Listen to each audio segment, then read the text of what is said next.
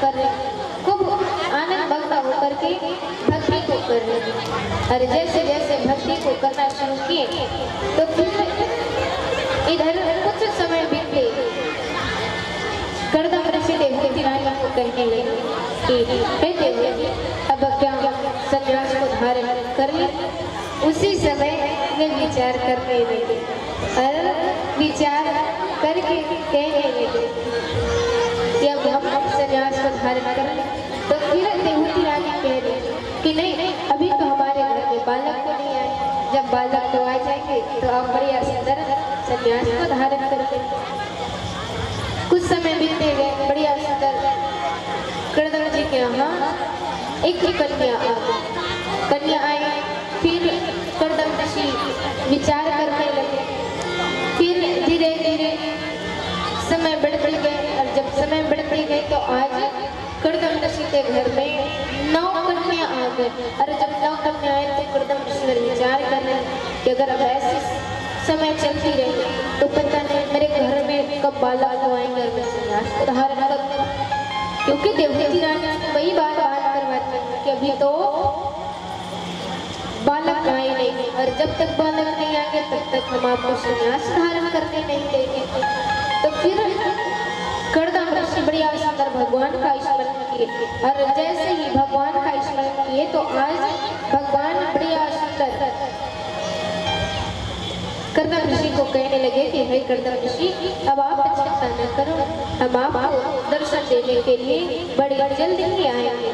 तो आज ऐसे समय आए बढ़िया सुंदर परम पवित्र मास आ गए, कृष्ण पक्ष पंचमी तिथि बुधवार मध्यकालीन में भगवान कपिल नारायण बढ़िया सुंदर गड़गड़ाहट करते हुए वहां प्राकट्य हो गए। प्रेम से वाली कपिल नारायण भगवान की।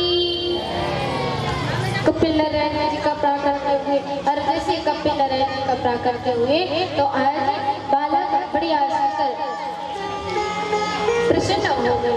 उतने में ही कर्दम ऋषि कहने लगे कि हे देवहूति, अब हम सन्यास को धारण करें। तभी देवहूति रानी कहने लगी कि हाँ, अब आप सन्यास को धारण कर सकते, क्योंकि अब हमारे घर में तो बालक आ गए। अब बालक आ गए तो आप बढ़िया सुंदर सन्यास को धारण करें। आनंद मग्न होकर के वे सन्यास को धारण कर लिए। इधर कपिल नारायण बड़े बढ़ते और जैसे बढ़ते गए तो आज कपिल नारायण के मन में यह इच्छा आ गई, ये मेरे घर में जो 9 बहनें, मेरी 9 बहन है, इसका भी अब विवाह करना होगा। तो फिर विवाह करने की इच्छा जैसे ये तो आज नारद जी 9 ऋषि को लेकर के आए। देवहूति के पास में जो 9 कन्या थी उसके लिए बढ़िया सुंदर 9 ऋषि को लेकर के आ गए। और जैसे 9 ऋषि को लेकर के आए तो बढ़िया सुंदर 9 ऋषियों के हाथ में 9 कन्या को दे।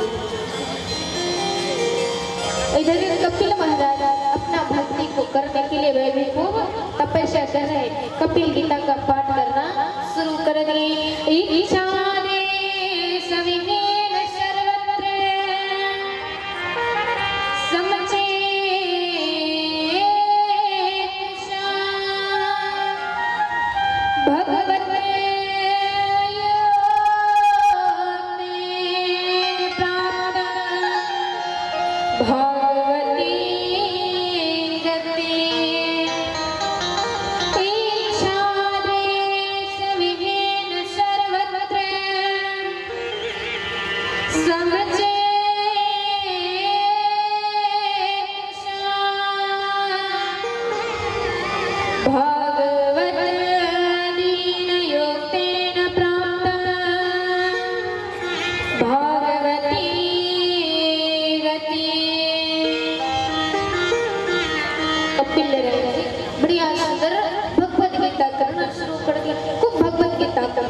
और जब भगवत गीता का पाठ किए तो बढ़िया सुंदर कपिल नारायण भी भगवान का स्मरण करते हुए वे भी सन्यास को धारण करते लगे, खूब भक्ति करने लगे। इधर राजा परीक्षित कहने लगे कि अब हमने तो मनु महाराज की पुत्रियों के वंश को जान गए, अब आप हमें इसके पुत्र के बारे में बतलाइए।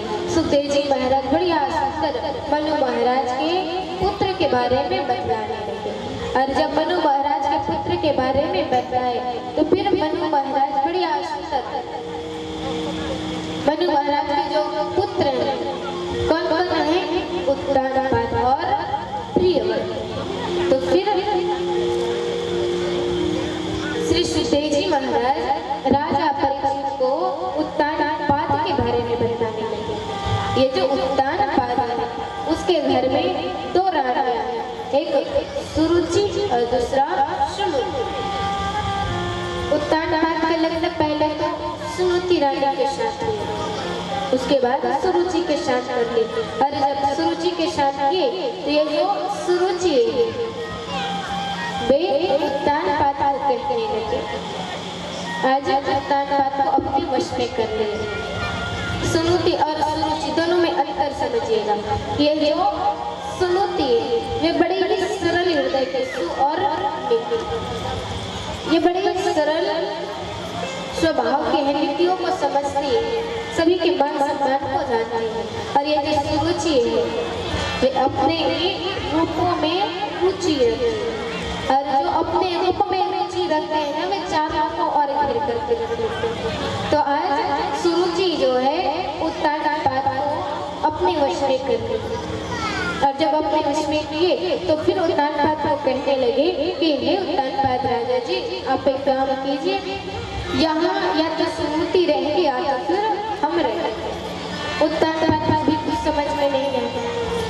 अब समझ में नहीं आया तो फिर सुरुचि के रूपों को देख करके उत्तानपाद जो है सुरुचि को ही साथ में रख लिया और सुमति को घर से बाहर निकाला। और जब सुमति को घर से बाहर निकाले तो फिर यह जो सुमति है वे राजमहल में एक कुटिया बना करके बाहर में रहने लगी। कुटिया बना करके बाहर में रहने लगी। और जब कुटिया बना करके बाहर में रहे तो उसके यहाँ जो बालक है, सुमति के गर्भ से जो बालक आया है उसका नाम है ध्रुव। और सुरुचि के गर्भ से जो बालक आया है उसका नाम है उत्तम। वे बड़ी प्रसन्न हो और फिर प्रसन्न मुद्रा में आकर के वे इस बात का बहन करवाने लगे कि ये जो ध्रुव है वे भी बड़े तपस्वी है। सुमति खूब भगवान का स्मरण करते, खूब भगवान का वंदन करते। अरे जब भगवान का स्मरण कर रहे थे, भगवान का वंदन करते तो एक बार एक दासी आ गई। और जब दासी आई तो ये पाठ करने लगे, खूब स्मरण कर रहे थे।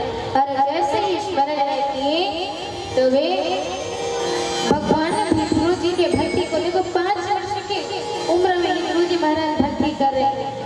और भक्ति करके भगवान को पुकार रहे हैं कि हे मेरे नाथ आप आओ और आकर के हमें दर्शन को दो। खूब भक्ति को कर रहे, तपस्या को कर रहे। और जब तपस्या को किए तो कहने लगे मेरे जिंदगी के मालिक तेरा ही आसरा है, सारे जहां के मालिक तेरा ही आसरा है, मेरे जिंदगी के मालिक, मेरे जिंदगी के मालिक तेरा ही आसरा है, मेरे जिंदगी के मालिक।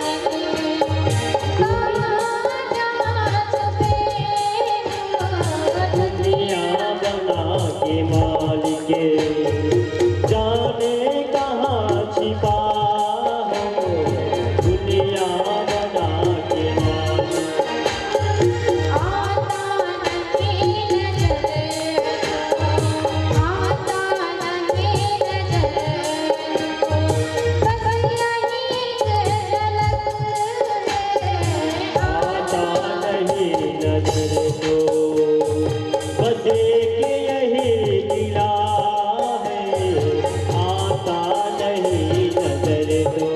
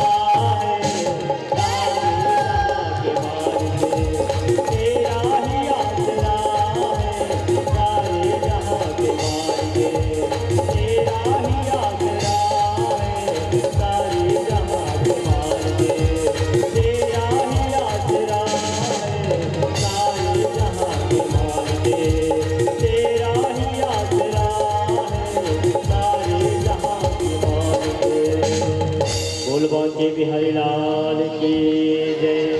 भक्ति करना शुरू कर दे, खूब भक्ति कर रहे हैं और जब भक्ति को देखे तो फिर भगवान पुनः उसको दर्शन देने के लिए पहुंच गए, खूब दर्शन देने के लिए पहुंचे और जब दर्शन देने लगे तो आज ध्रुव जी की तपस्या और भक्ति को देख करके कहने लगे कि हे ध्रुव अब आपको क्या वरदान चाहिए, आप हमसे मांगिए।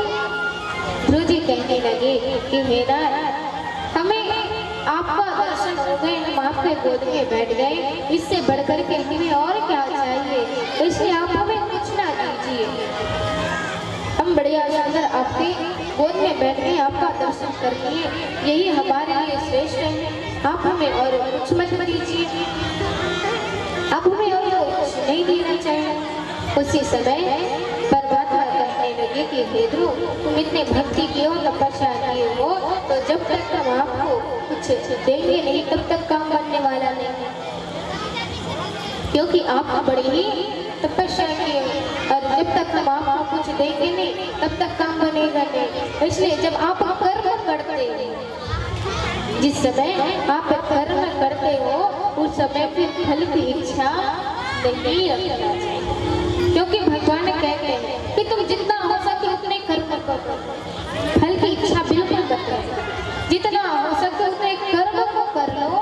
फल की इच्छा बिल्कुल भी मत करो, क्योंकि हमारे भगवान तो बैठे हुए हैं। ये किस लिए बैठे हैं?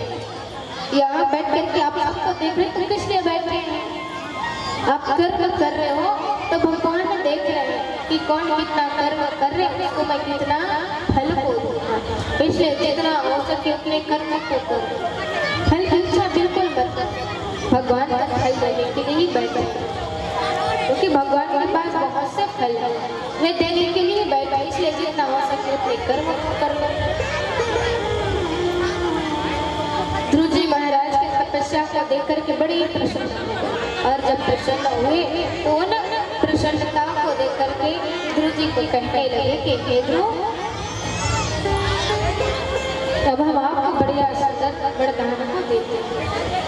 वरदान देने लगे, और जैसे ही वरदान देना शुरू किए तो फिर कहने लगे सत्यम व्रतम सत्यम परम प्रेम्यम सत्यम चमकतम ध्रुवं तारस्य वनपावक सत्यलोकेन धारित। जी महाराज को बढ़िया सुंदर वरदान दिए कि हे ध्रुव, तुम इतने सुंदर कर्म की हो, तपस्या की हो, तो जाओ हम आपको वरदान देते हैं, आप बढ़िया सुंदर ध्रुव तारा बन करके चमकते रहे। अब आपको वरदान दे रहे, आप बढ़िया सुंदर ध्रुव तारा बन करके चमकते रहना। उन्हीं दिन से ध्रुव जी महाराज बढ़िया सुंदर ध्रुव तारा बन करके चमकने लगे। क्यों? क्योंकि वे इस लोग के सत्य को देख रहे। लोग कहते हैं ना कि हम ऐसे कुछ गलती नहीं किए, लोगों में भी फालतू के कर रहे हैं, तो इधर भगवान भी देख रहे, ध्रुव जी महाराज देख रहे, क्योंकि ध्रुव जी बड़े ही सत्य हैं। वे सत्य में रह करके देख रहे कि आप कितने पाप कर रहे, कितने पुण्य कर रहे हैं। ये सारे नियमों को ध्रुव जी महाराज बढ़िया सुंदर ध्रुव तारा बन करके चमकते हुए देख रहे। और आज जिसके कर्म उनके तप से बढ़िया सुंदर उनके माता पिता को भी सतगति प्राप्त हो गई। बढ़िया सुंदर सतगति को प्राप्त कर लिए, उसके माता पिता भी बढ़िया सुंदर भगवान को प्राप्त कर लिए। इसलिए कहते हैं मेरे प्यारे कि बच्चों को सत्संगी बना, ऐसे सत्संग प्रेमी बना कि वे बालक भी कहे कि आज हमारे माता पिता हमें बढ़िया सुंदर ऐसे प्रेमी बना दिए कि आज हमें सत्संग का रंग ऐसे चढ़ गए।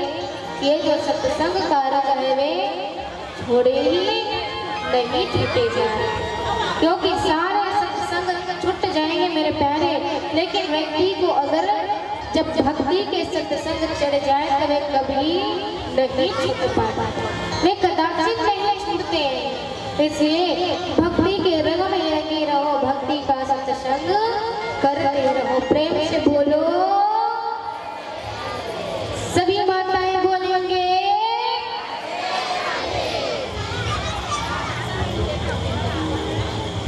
बड़े सत्संग प्रेम को बताता है, इसलिए कहते हैं जितना हो सके उतने आप भक्ति के सत्संग को करो। लेकिन अब ये तो कलयुग के लोग ऐसे हैं, ये लोग तो बड़े ही चतुर हैं, बड़े ही चतुर हैं। जब भगवान का भजन करते हैं ना, भगवान का वंदन करते हैं, भगवान का स्मरण करते हैं, भक्ति करते हैं, तो पहले से ही भगवान को कह दिए रहते हैं, पहले से ही भगवान को कहते हैं कि हे ना, ये जो भी है वे सब हमारे, ये सब हमारे। वे बड़े ही भाव से कहने लग जाते हैं, क्योंकि जो कलयुग के लोग हैं ना, वे जब भगवान के सामने भक्ति करते हैं तो फिर भगवान को कह कहते हैं कि हे मेरे नाथ, ये जो धन है, ये जो तन मन धन है, ये सब तो हमारे, और आपकी क्या है। जब आरती को करते हैं भगवान के सामने, आरती करने के लिए खड़े हो जाते हैं, तो जैसे आरती करने के लिए खड़े होते हैं ना, तो लोग एक हाथ में तो आरती के थाल को पकड़ लेंगे, बढ़िया सुंदर आँख को ऐसे एकदम बंद करके रखे रहेंगे कि क्या बता, और जब आँख को बंद करके रखते तो एक हाथ से घंटी बजा करके भगवान का मुखा दिखा करके कहते क्या कहते हैं। और अब कलयुग के लोग क्या कहते हैं, ये जो कलयुग के लोग हैं वे जैसे आरती करते तो क्या कहते हैं, तन मन धन सब कुछ है तेरा स्वामी, सब कुछ है तेरा, तेरा तुझको अर्पण, तेरा तुझको अर्पण, प्रभु जी को समर्पण, प्रभु जी को सब कुछ समर्पण, प्यारा मेरा ओ जय जी सारे। फिर भगवान कहते क्या कहते हैं, तन मन, देखो भगवान क्या कहते हैं, जब आप लोग कहते हैं ना तन मन धन सब कुछ है तेरा, लेकिन भगवान क्या कहते हैं, तन मन धन सब कुछ है तेरा, ओ मेरे भक्त सब कुछ है तेरा,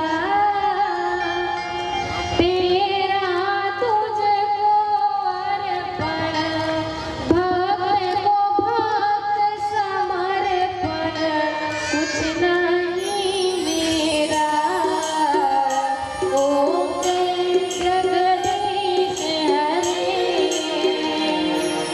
इधर भगवान भी बड़े भाव से कहते हैं कि जब ये जो कलयुग के लोग हैं ना वे क्या कहते हैं भगवान को कि तन मन धन सब आपका है, लेकिन भगवान को कहते हैं अरे ओ मेरे भक्त तन मन सबको तो मेरा हो कहते हो, लेकिन इधर एक हाथ से तो कह रहे भगवान इधर देखो कुछ नहीं है आपका, क्यों, क्योंकि वे उसको बता ही रहे हैं ना, हाँ, क्योंकि भगवान भी कह रहे हैं कि तुम पहले मन को तो लगाओ तब जा करके तन और धन को लगाओ, पहले मन को लगाओ। भगवान कहते हैं कि हे मेरे भक्त ये सब तो आपके हैं, लेकिन ये जो मन है ये तो मेरे, इसलिए बड़े भाव से उसको बतलाने लगे। ध्रुव जी महाराज बड़े ही प्रसन्न हो गए और प्रसन्न होकर के ऐसे आनंद मुद्रा में आ गए कि आज आनंद मुद्रा में आकर के बड़ी सुंदर ध्रुव जी महाराज को वरदान को दे दी। ध्रुव जी महाराज बड़ी सुंदर ध्रुव तारा ब्राह्मण के चमकने लगे, लोगों के भाग्य को देखने लगे। इधर पंचदेवों की उपासना को बताना, ये जो 5 देव है ये कौन है, पृथ्वी जल तेज वायु और आकाश, इन्हीं के द्वारा हमारे शरीर है वे बने, पंच तत्व से मिलकर के हमारे जो शरीर है वे बने। बड़ी सुंदर पंचदेवों की उपासना को बतला दी, खूब पंचदेवों का भक्ति करने लगे। ध्रुव जी महाराज ने बड़ी सुंदर भक्ति को करते करते आगे बढ़ने लगे, खूब भक्ति कर रहे थे। और जब भक्ति करने लगे तो कहने लगे आज ध्रुव जी वंशजोगी कथा को श्रवण करवाने लगे, प्रचेताओं की कथा को बतलाने लगे। ये जो प्रचेता ये ध्रुव जी महाराज के ही वंश में आए हैं।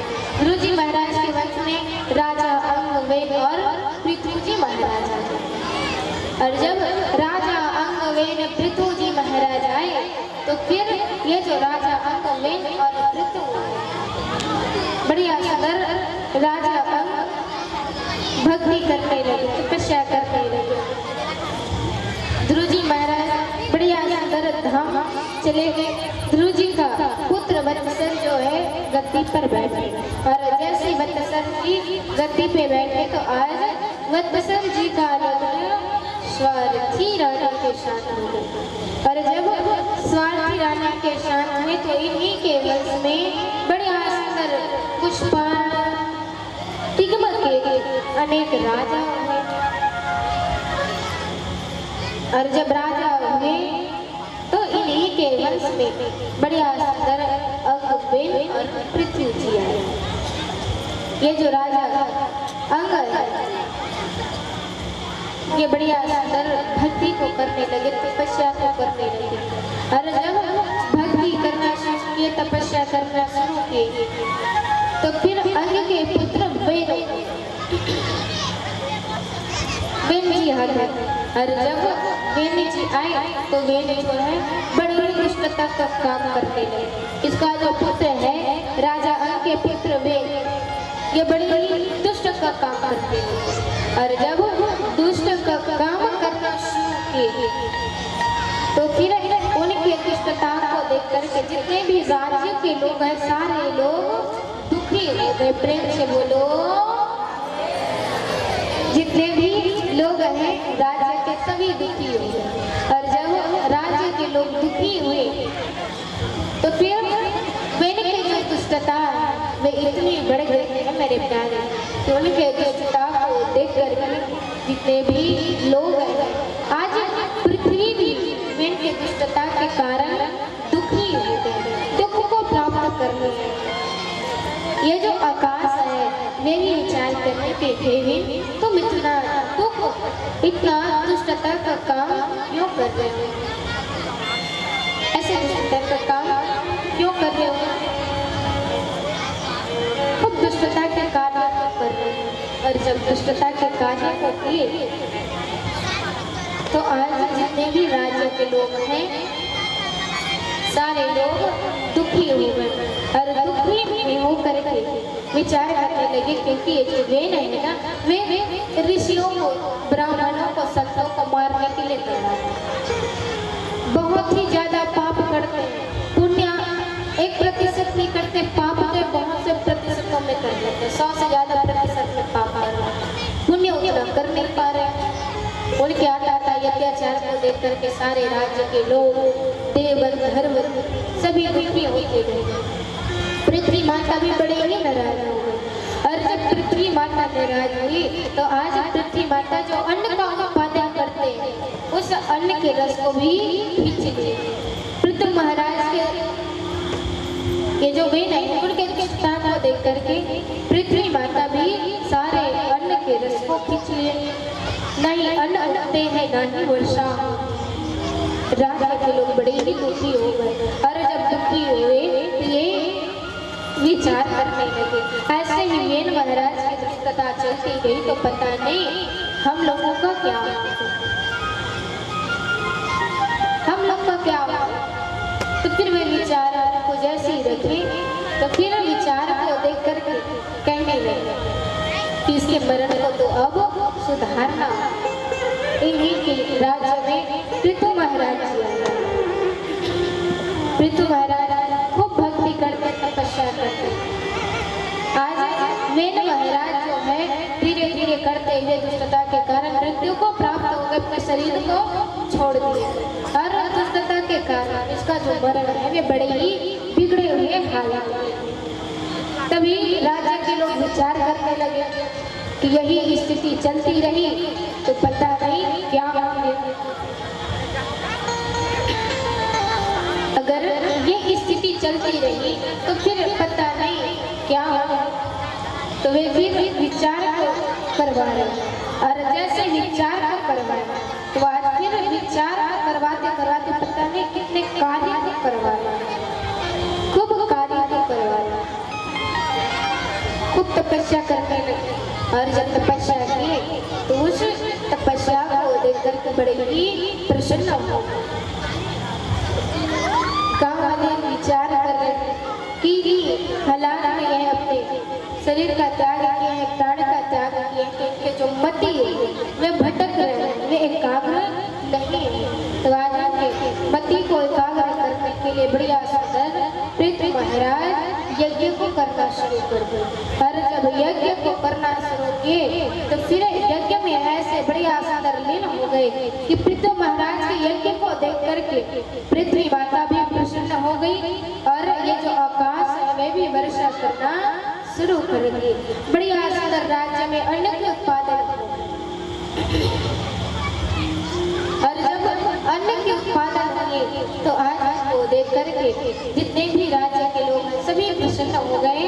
और प्रसन्न होकर के आज कहने लगे कि हे पृथ्वी महाराज, आपके यज्ञ के द्वारा ये जो वेन के मरण है वे बढ़िया सुंदर सुधार हुआ। उसके जो वर्ण है वे सुधर गए।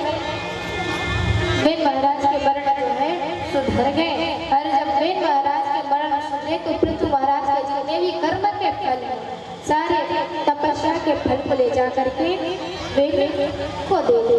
वेन का बढ़िया सुंदर सदगति प्राप्त हो गए। प्रेम से बोलो ये बढ़िया सुंदर। आप सभी एक एक पग भूमि को लेकर के आए। कल आप सभी को दान करना है तो एक एक पग भूमि को लेकर के आए। ताऊ जी, परीक्षित जी, आप भी कल दिन को भूमि के लिए तैयार रहिए, ठीक है। कल जहाँ के खेत को दान करना है उसका रजिस्ट्री आज से करवा लीजिए, ताकि कल दिन को भूमि में आपसे 1 एकड़ खेत को ले ले, है ना। तो फिर भूमि कल हमारे भगवान लेकर के आएंगे। तो आइए हम सभी बढ़िया सुंदर भजन का आनंद लेते हुए आरती में प्रवेश करेंगे। सभी खड़े हो जाएंगे अपनी जगह पे।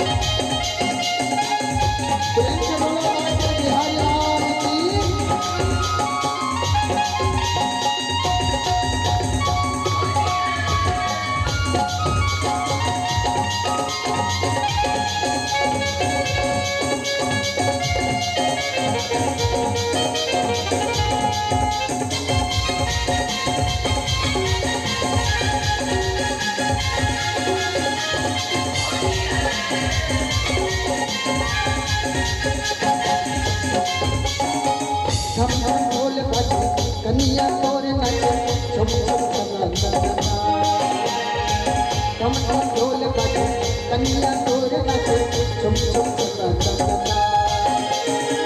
जब जब बाजे मोर मसूरिया फिर से डोले तोरे कन्या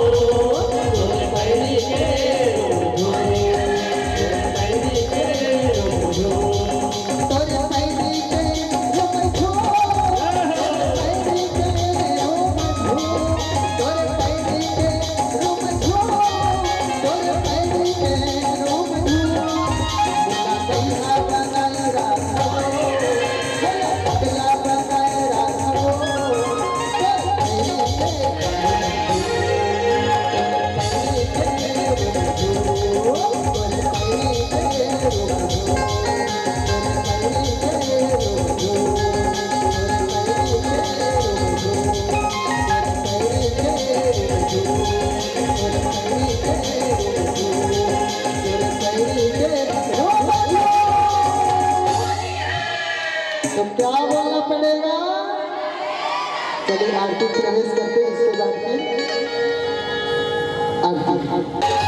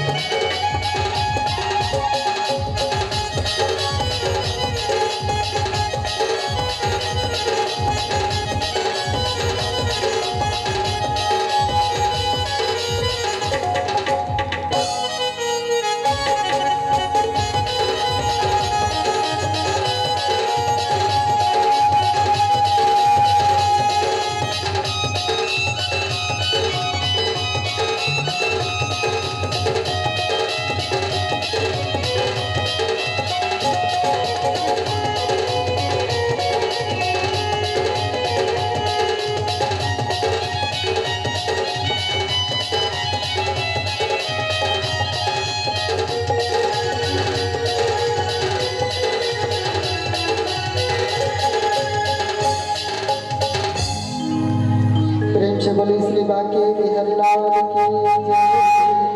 चलिए भक्ति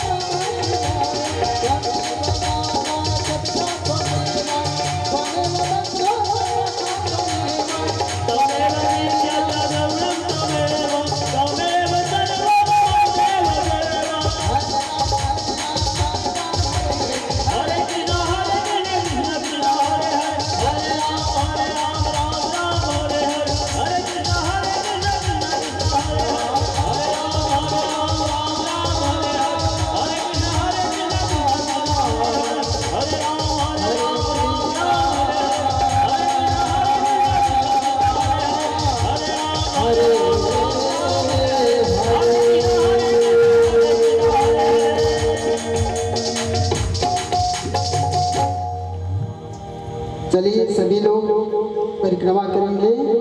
दादाजी आप भी चलिए। हरि ओम ओम ज्ञानि गानि जपत्तानि जन्मान्तरितानि च तानि सर्वाणि नश्यन्तु प्रदक्षिणायां पगे पगे। हरि हम लोग आनंद तेला दुम्हे कर सर्वाराति क्रमं जलेन सिखले आचमन